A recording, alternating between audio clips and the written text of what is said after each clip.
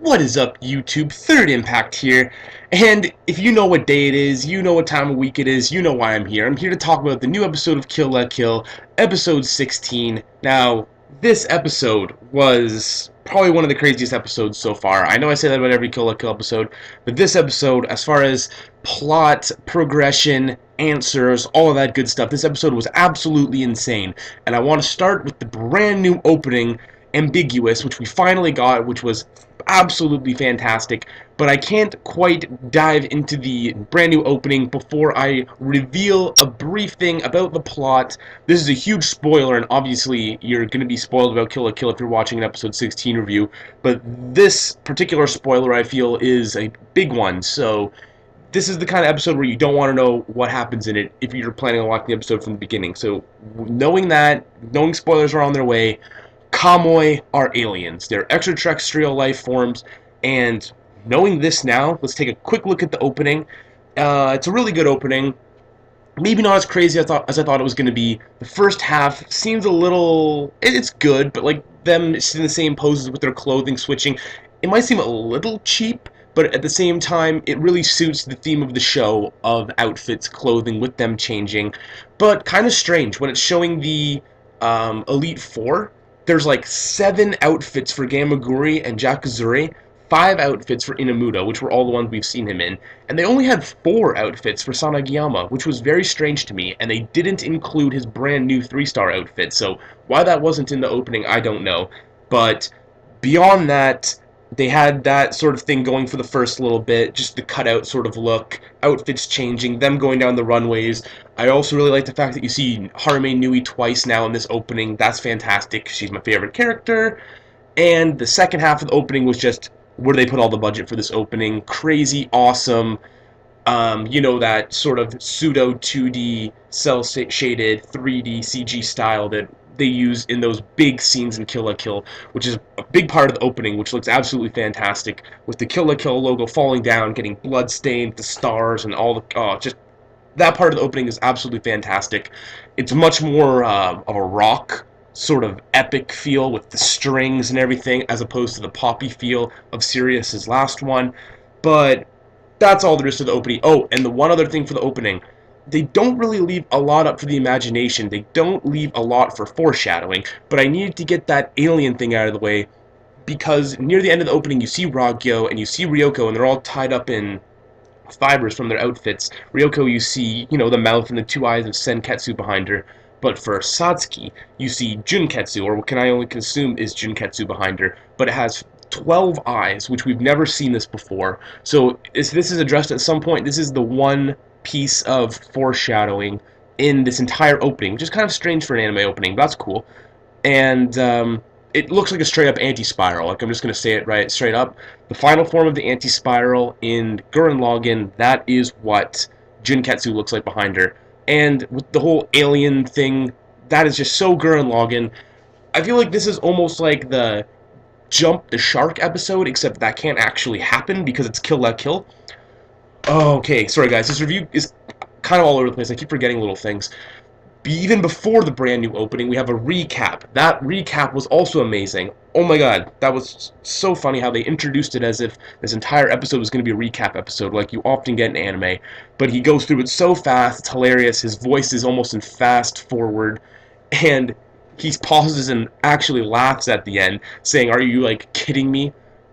Breakneck pacing is a hallmark of Kill la Kill, which is just hilarious. Like, that part was so amazing, and it gives you a lot of hope moving forward in the series, because if you're gonna have a short little recap thing at the beginning and you're gonna stop, laugh, and say that breakneck pacing is the hallmark of Kill la Kill, you better be bringing it, especially in the upcoming episodes. So after saying that at the beginning of this one, then in the next episodes there's going to be this culture and sports festival. That's going to be like 2 episodes, 3 episodes tops. Everything's going to be so fast from now on.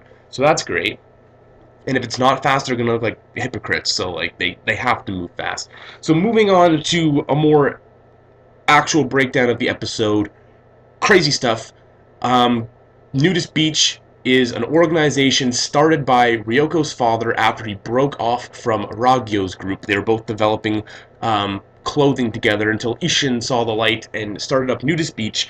It is, you get there through actually skinny diving time-ing through a nudist beach and swimming up into their headquarters, his other headquarters, the one that wasn't blown up.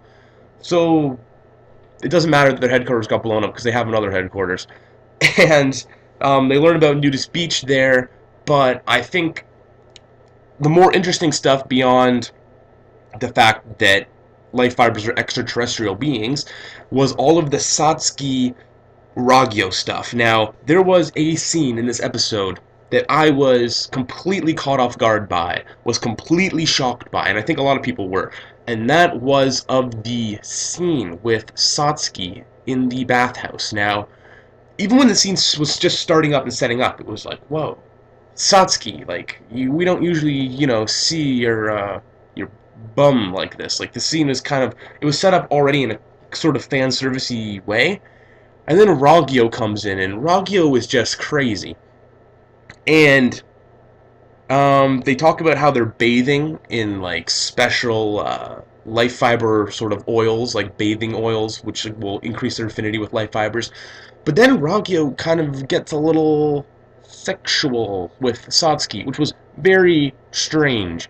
And it was pretty long and pretty graphic, and that was something. My mouth was like wide open. I was watching with one of my friends, and it was a very uncomfortable scene to watch. I still have to watch this episode with a few other people, and that was one of those ones where it was like, I was not expecting that in this show, but that is pretty crazy and sort of opens the door for all sorts of crazy things.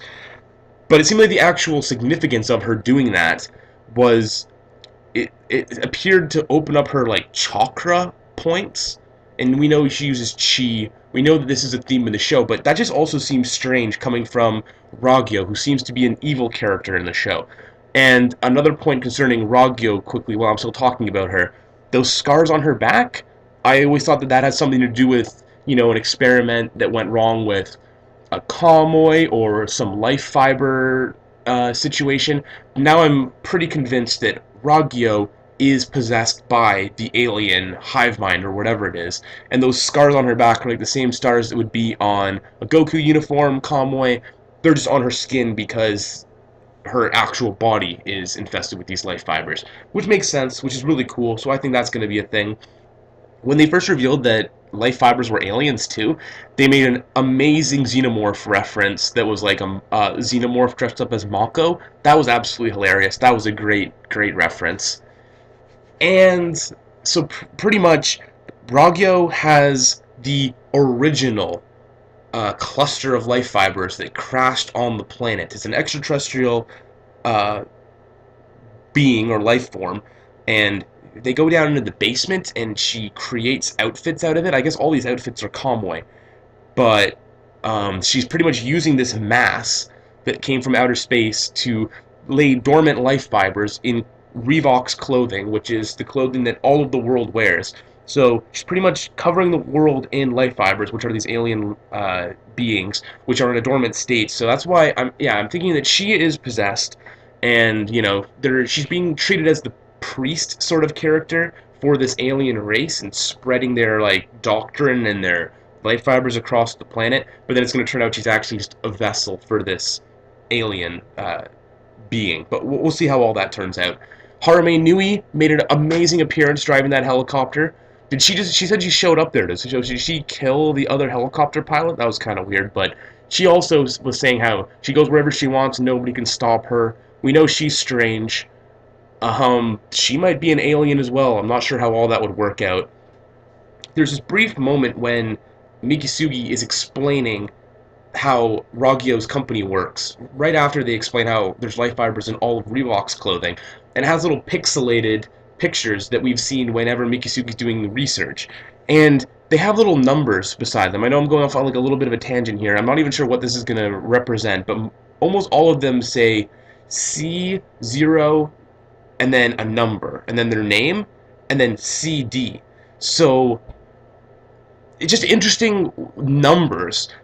CD or CO20 is Nui, 21 is Ragyo, CD or CO 03 is Satsuki, and 23 is Hoomaru. So it goes 20 for Nui, 21 for Ragyo, and 23 for Hoomaru, and then 3 for Satsuki. And I'm not sure if those numbers mean anything, if there was even a purpose to how they set those numbers up, but that was just a really minor thing that I caught.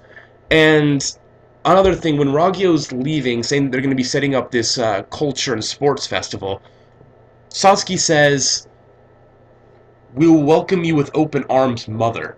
It goes to a sketchy sort of view of her, and then it switches to Ryoko in the same sort of appearance, and then goes on with Ryoko's scene. So it almost seemed to me like they were setting up that Satsuki and Ryoko could be sisters, which would be very interesting, especially if my Ishin Matoi being Senketsu, or his spirit is sealed inside Senketsu theory, becomes true as well. Because then it just seemed like this could be a thing, and it was saying how Ishin used to work for Ragyo. We don't know anything about Ishin's wife. All we know about Ryoko's mother is that she died when I was young. So I really feel like both of those things could now be potential cards they'll play earlier, but both of those would be insane twists. Um, yeah, there's nothing much else to say. The pace is just going breakneck at this point, just like Senketsu said at the beginning of the episode. So I feel if anything starts slowing down at this point, that they just can't do that. They couldn't have come out and said that if they didn't have something planned. And at the same time, I felt like this episode felt very Gurren Lagann-ish, with the aliens, all this sort of thing. I feel as it's going to be going way past this point. This isn't like the end game of the series even yet. There's still going to be a lot more to come. And Mikisugi and Kinagase, they almost seemed a little darker in this episode, to me at least. So I don't know where Nudist Beach is going to be going, if they're really the good guys. There's just so many questions after this episode. But that's about all there is to say about episode 16 of Kill La Kill, other than the ending, of course. There was also a new ending. I don't know why I didn't give that much of a shout-out, I guess, compared to the OP. That's just the way it generally tends to be, but the ending was really good, too. It was really cute. It was all Mako in a really ridiculous-looking art style. It kind of reminded me of the Space Dandy ending, which will be when you see me next in about a day or two. So with that, I will be leaving you. I hope you guys have a great weekend, and we'll see you soon. Peace.